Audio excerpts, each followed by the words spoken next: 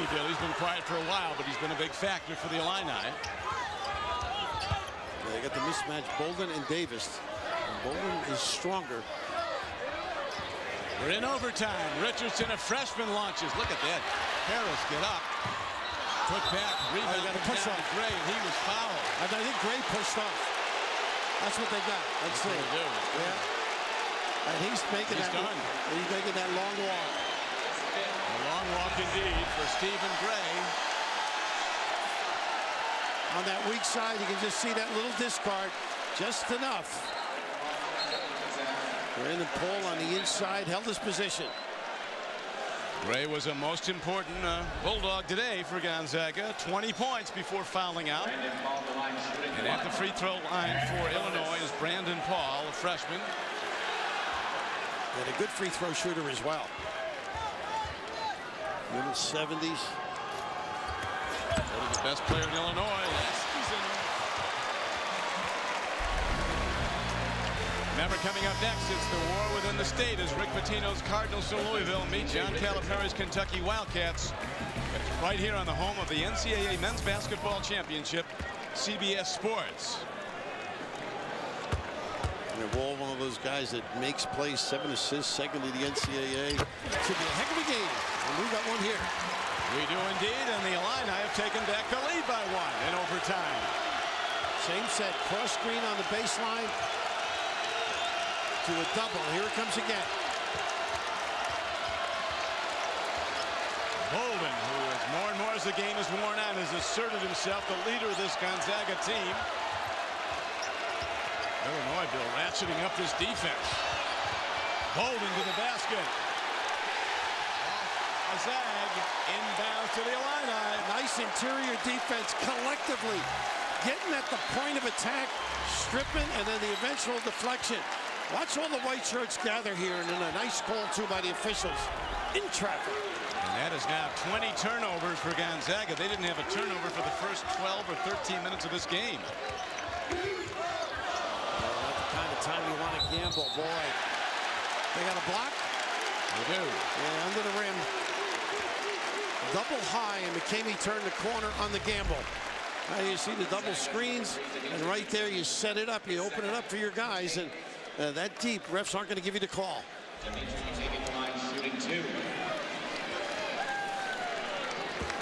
McCamey shooting 2, the junior, who is averaging 5.6 assists a game. In their last game, the Illini was down by 9 in the second half to Northwestern. Previously unbeaten Wildcats of Northwestern rallied back to win. The Illini earlier this year was down by 23 at Clemson, came back to win. Today they are down by 21 to Gonzaga. They now have a 3-point lead over the Zags. Might not be a bad time to use Harris or Sacre on the box. They've been riding Bolden. He might be a little fatigued. Tough to get that entry pass. Nice move by Harris. Unfortunately, it's still in play.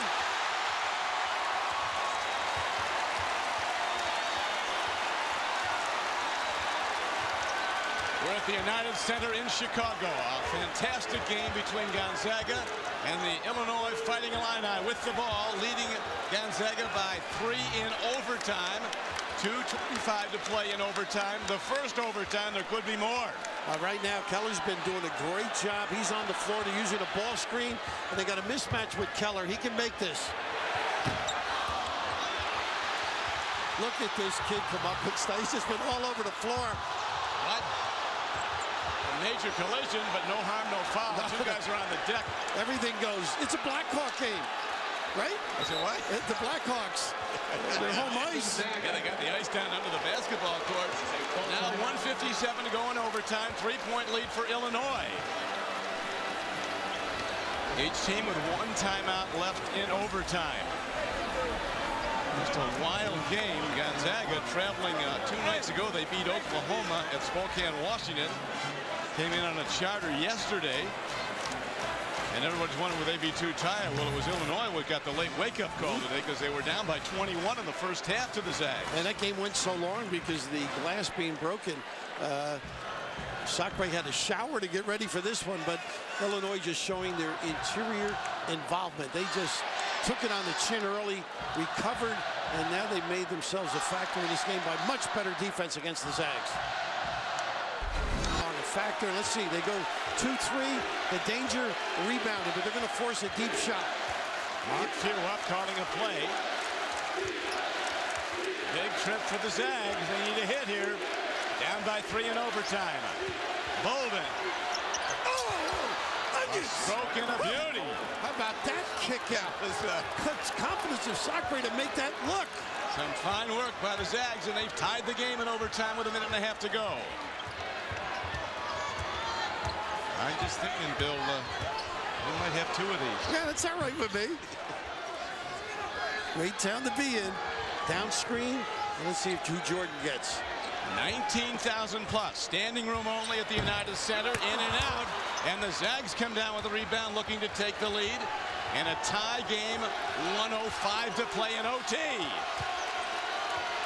Straight man.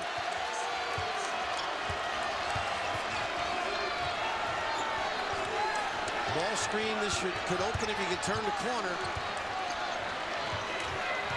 Who's going to take the big shot? This guy's been making them all day. He's not a flick. Who's rebound? Oh, almost up with it. Possession arrow to the Zags. This is a terrific effort by Kahn there. He's the one that kept it alive to get the jump ball. And so now with 43.6 seconds left in overtime. And a tie game. The Zags ready to inbound the ball, and it's not easy against this Illinois defense, as Bolden almost looked like he's trying to call timeout. They changed his mind when Kahn freed himself. Shot clock at 25, game clock at 32. Get Harrison, Sacre on the box, but they go double for Bolden. Timeout. Mark Few not really happy with what they're running. He's got to be happy to have the ball. Yeah, exactly. I'll tell you, early on, Bruce was really excited with his team, and I thought the assistants did a great job just calming him down, getting his head back in the game. Jay Price, Dwayne McClain over there. He was trying to stroke them, fired him up, and he sure did. The Matt Bolden three-point shot. Look at the kick out, though. The presence by Sacre, lining up, get the puppy squared. No chin whatsoever. Oh, nylon. He was ready, stepping into that jumper. Any inside out, advantage to shooter. And very physical, and to their credit, the officials have kept their whistles to a minimum. They're letting them play because it's been hard hitting. It's sure every play there's something going on, but they have managed to hold the proper decorum. But Bolden, first half quiet, but making plays. Second half really showing some insides. Bolden, the 6'5" senior from Highlands Ranch, Colorado. 4 points in the first half, 14 in the second. They really like to run that ball screen for him on the side. Let him turn the corner. That's when the duck-in occurs. Guy that's really dangerous in this particular situation is a guy like Harris, because he's very good on the offensive glass. We've seen him tip to himself. He's got quick hops, too. I mean, he's good on everything. Yeah, he is. He is very good, very talented.